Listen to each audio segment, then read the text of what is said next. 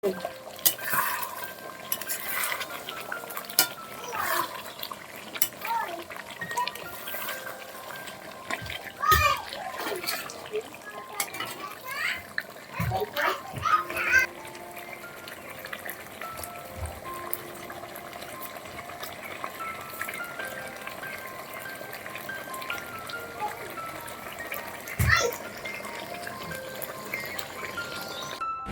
বন্ধুরা, সবাই কেমন আছো? আশা করি সবাই খুব ভালো আছো, আর আমিও ভালো আছি।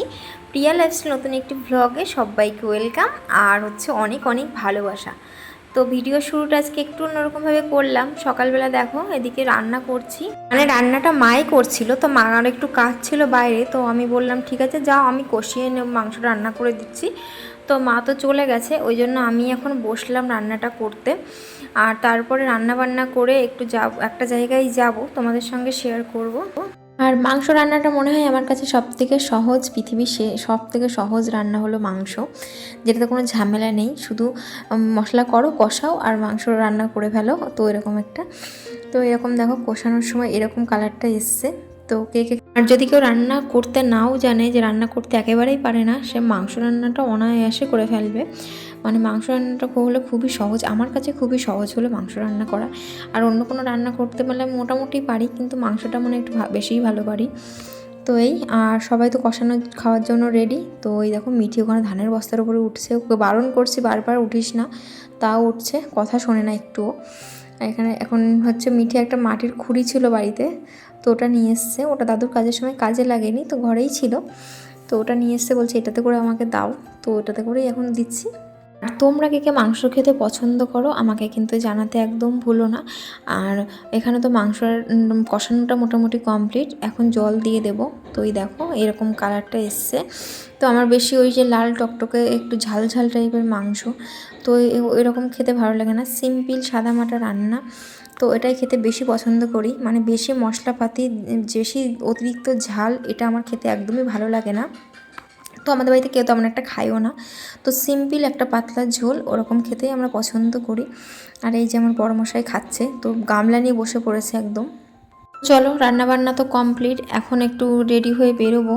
সেটা হচ্ছে আমাদের এখানে বাজিতপুরে একটু যাব, যেখানে মেলায় গেছিলাম আগের দিন, তোমাদের দেখাচ্ছিলাম যে এটা মেলা।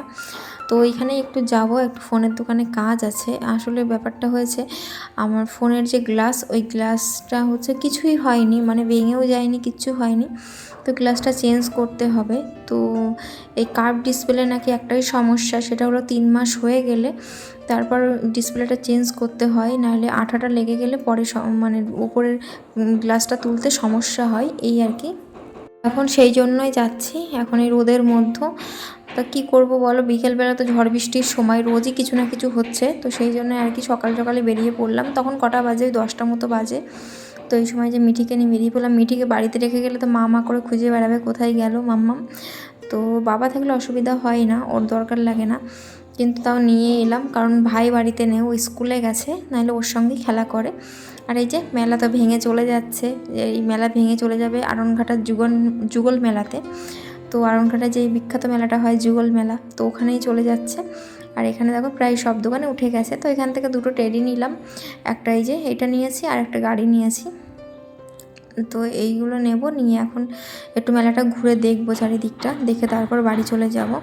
আর আমাদের গ্লাস লাগানো কাজটাও হয়ে গেছে। আর আমরা যেই সময়টা গিয়েছিলাম না, সেই সময়টা সবাই প্যাকিং করছিল, মানে চলে যাবে যেহেতু, তো ওই জন্যই সব বস্তায় বস্তায় ভরছিল। ওদের মেলা শেষ, আবার একটা বছরের অপেক্ষা, এরপর আবার একটা মেলা তোমাদের সঙ্গে শেয়ার করব, সেটা হলো দত্তফুলির আনন্দ মেলা, যেটা শ্রাবণ মাসে হয়। তো এই একটা মেলা আবার তোমাদেরকে দেখাতে পারবো। তো এই 2টো মেলাই আমাদের এখানে সবথেকে বড়, যেটা অনেক দিন করে থাকে। আমাদের এই বাজিতপুরের মেলাটা অন্তত 20-25 দিন থাকে। তো আস্তে আস্তে আস্তে আস্তে 15 দিন পর থেকে আস্তে আস্তে দোকানগুলো সব ভেঙে যায়। আর এখানে দেখো মিঠির জন্য এই একটা পুতুল কিনেছি, আর একটা গাড়ি নিয়ে এসেছি তোর খেলার জন্য।